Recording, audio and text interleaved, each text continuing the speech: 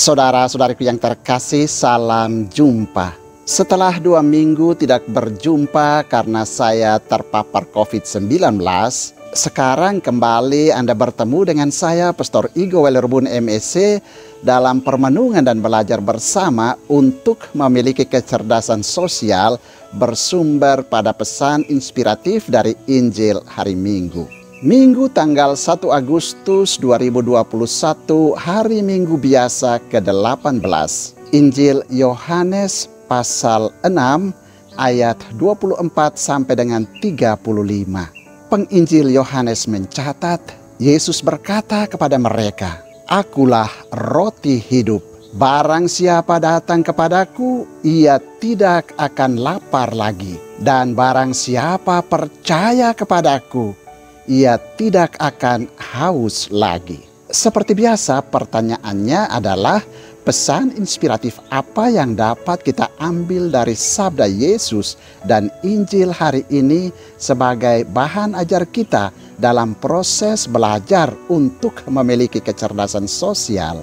Saya seperti biasa juga membatasi diri untuk mengambil 3 pesan inspiratif saja. Bagi saya, pesan inspiratif pertama adalah roti hidup. Yohanes melaporkan di dalam Injilnya ungkapan ataupun pernyataan Yesus tentang dirinya sendiri sebagai roti hidup.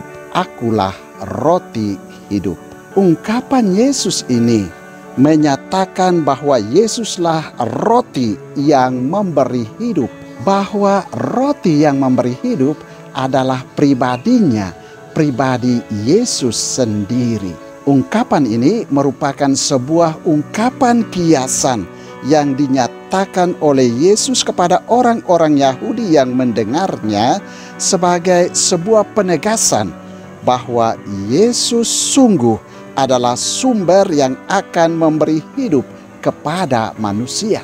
Dan tentu saja hidup atau kehidupan yang dimaksudkan oleh Yesus bukan sekedar hidup dalam logika sehari-hari kita, melainkan suatu kehidupan kekal. Ini artinya keselamatan kekal, kekekalan hidup hanya dan hanya bersumber pada Yesus dan dari Yesus. Maka pesannya jelas bagi kita para pengikut Yesus, yakni tetaplah sungguh sadar bahwa kehidupan kekal hanya ada pada ataupun bersumber dari Yesus. Karena itulah Yesus mengatakan, barang siapa datang kepadaku tidak akan lapar lagi, dan barang siapa percaya kepadaku tidak akan haus lagi. Ungkapan tidak akan lapar lagi dan tidak akan haus lagi menunjuk kepada sebuah kondisi kekekalan, sebuah kondisi keabadian. Maka sebagai pengikutnya, percayalah sungguh bahwa hanya melalui Yesus sang roti hidup, kekekalan hidup menjadi bagian hidup kita kelak.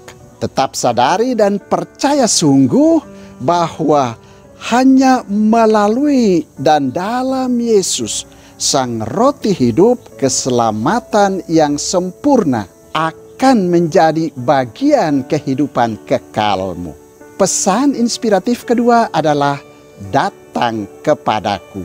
Kelanjutan sabda pernyataan diri Yesus sebagai roti hidup adalah, barang siapa datang kepadaku, dia tidak akan lapar lagi. Rupanya gerakan atau proses datang kepada Yesus merupakan sebuah syarat ataupun tuntutan standar supaya orang mengalami roti hidup dan tidak akan lapar lagi. Ini berarti pernyataan Yesus, "Akulah roti hidup," merupakan sebuah undangan kepada para pendengarnya untuk mengambil sikap.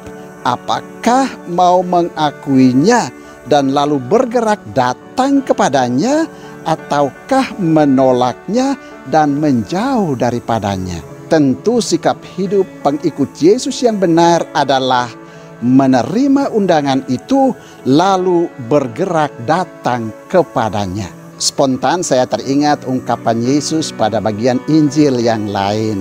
Mintalah maka kamu akan diberi. Carilah maka kamu akan mendapat. Ketuklah maka pintu akan dibukakan kepadamu. Artinya pesannya jelas. Yakni sebagai pengikut Yesus perlu aktif, perlu bergiat, berusaha dan bekerja. Tidak boleh tinggal pasif dan diam. Harus bergerak, ayunkan langkah, keluar dari diri sendiri dan datang kepada Yesus, Sang Sumber hidup yang memberikan kehidupan itu. Secara sosial, untuk mencapai kesuksesan, orang perlu aktif, bergiat, berlatih, berusaha dan bekerja. Maka supaya rahmat Tuhan itu dialami dan memberi makna bagi kehidupan, orang harus aktif, berlatih, bergiat, berusaha dan bekerja. Tidak boleh tinggal pasif dan diam.